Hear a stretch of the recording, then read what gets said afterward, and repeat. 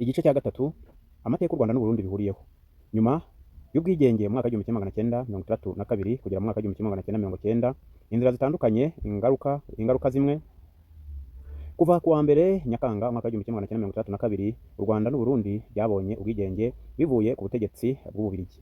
Abaturage benshi bari bizeye ko hagiye gutangira ibihe bishya by'amahoro, iterambere n'ubwisanzure.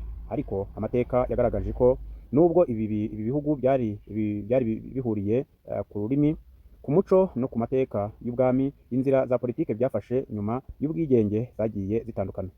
Uyu munsi tugiye kureba uko ibyo byagenze, twubahirize ibyemezo n'amateka kandi twirinde kubogama. Umutwe wa mbere, u Rwanda ruba repubulika. Mbere gato y'ubwigenge mu mwaka w'igihumbi kimwe magana cyenda mirongo itandatu na rimwe habaye impinduka zikomeye za politiki. Ubwami bwarangiye maze hashyirwaho repubulika.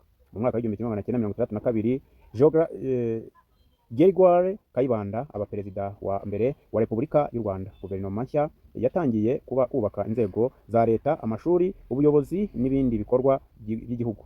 Ariko muri icyo gihe kandi hari amakimbirane ya politike n'umutekano. Hari abanyarwanda benshi bahunze igihugu berekeza mu Burundi, Uganda, Tanzania, Zaire n'ahandi. Izo mpunzi zaje kugira uruhare rukomeye mu mateka y'u Rwanda mu myaka yakurikiyeho. Umutwe wa kabiri, u Burundi bukomeza kuba ubwami. Mu gihe u Rwanda rwari rwabaye repubulika, u Burundi bwo bwakomeje kuba ubwami. Umwami Mwambutsa wa kane yakomeje kuyobora igihugu. Ariko politike yarushijeho gukomeza, amashyaka atangira guhangana, kandi igihugu gitangira guhura n'ibibazo by'umutekano. Mu mwaka w'igihumbi kimwe magana cyenda mirongo itandatu na gatandatu habaye ihirikwa ry'ubwami, maze u Burundi nabwo buhinduka repubulika. Kapiteni Michel cyangwa se Michael Micombero aba perezida wa mbere wa Repubulika y'u Burundi. Ibi byarangiye imyaka myinshi y'ubwami yari yaranze amateka y'u Burundi. Umutwe wa gatatu, inzira zinyuranye z'ubutegetsi. Mu myaka y'igihumbi kimwe magana cyenda mirongo irindwi kugeza mu mwaka w'igihumbi kimwe magana cyenda mirongo inani, u Rwanda n'u Burundi byari biyobowe na repubulika, ariko buri gihugu gifata inzira yacyo. Mu Rwanda mu mwaka w'igihumbi kimwe magana cyenda mirongo irindwi na gatatu habaye ihirikwa ry'ubutegetsi, maze Juvenal Habyarimana afata ubutegetsi. Yashinze ishyaka rimwe ryari ku butegetsi muri icyo gihe. Igihugu gikomeza kuyoborwa muri uwo murongo kugeza mu ntangiriro z'imyaka y'igihumbi kimwe magana cyenda mirongo cyenda. Mu Burundi nabwo habaye impinduka nyinshi z'ubutegetsi bwa gisirikare. Harimo ubuyobozi bwa Michel Micombero, Jean Baptiste Bagaza na Pierre Buyoya. Umutwe wa kane, ibibazo by'umutekano n'impunzi. Iki ni kimwe mu bice by'ingenzi by'amateka y'ibi bihugu. Mu bihe bitandukanye, haba mu Rwanda no mu Burundi, habaye ibikorwa by'urugomo n'ibibazo bya politike byatumye abaturage benshi bahunga. Hari abanyarwanda bahungiye mu Burundi, hari abarundi bahungiye mu Rwanda, hari n'abahungiye muri Tanzania, Uganda, Zaire n'ibindi bihugu. Izi mpunzi zabaye kimwe mu bibazo bikomeye akarere kose kari gafite. Mu mutwe wa gatanu, umubano w'ibihugu byombi. Nubwo habayeho ibibazo rimwe na rimwe, u Rwanda n'u Burundi byakomeje kugira umubano.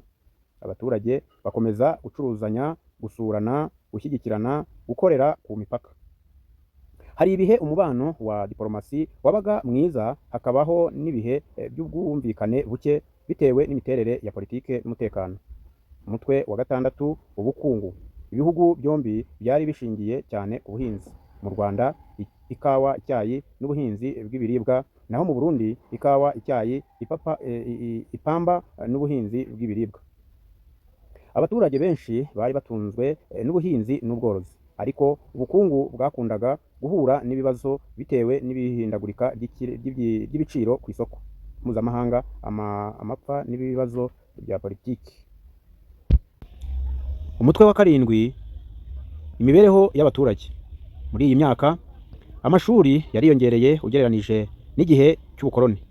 Ibitaro n'ibigo nderabuzima byariyongereye.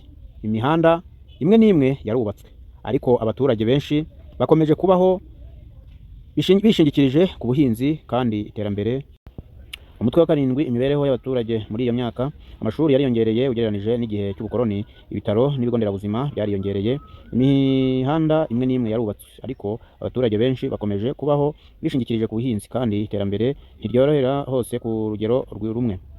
Umutwe wa munani, intangiriro z'imihindagurikire y'imyaka ya 1990. Mu mpera z'umwaka 1980, ibibazo bya politike n'ubukungu byariyongereye mu bihugu byinshi bya Afurika. No mu Rwanda no mu Burundi hari ibisabwa byinshi byo kuvugurura imiyoborere no kwagura urubuga rwa politiki. Mu Rwanda mu mwaka 1990, ingabo z'u Rwanda za Rwanda Patriotic Front RPF zatangije urugamba ziva muri Uganda, bitangiza intambara yamaze imyaka 4. Mu Burundi nabwo impinduka za politike zari zikomeje gutegurwa, zikazagira ingaruka zikomeye mu myaka yakurikiyeho.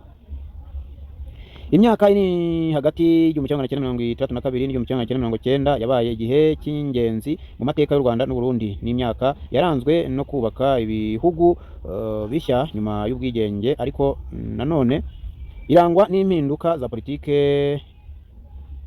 irikwa ry'ubutegetsi, impunzi n'ibibazo by'umutekano. Ibyabaye muri icyo gihe byagize uruhare rukomeye mu mateka yakurikiyeho, harimo intambara, ibiganiro by'amahoro n'ibindi byabaye mu myaka 1990. Mu gice cya 4 tuzasesengura mu buryo bwitondewe ibyabaye kuva mu 1990 kugeza ubu, intambara yo mu Rwanda yo guhagarika jenoside yakorewe abatutsi mu mwaka 1994, intambara y'abenegihugu mu Burundi, nuko ibyo byagize ingaruka ku mubare w'ibihugu byombi n'akarere muri rusange.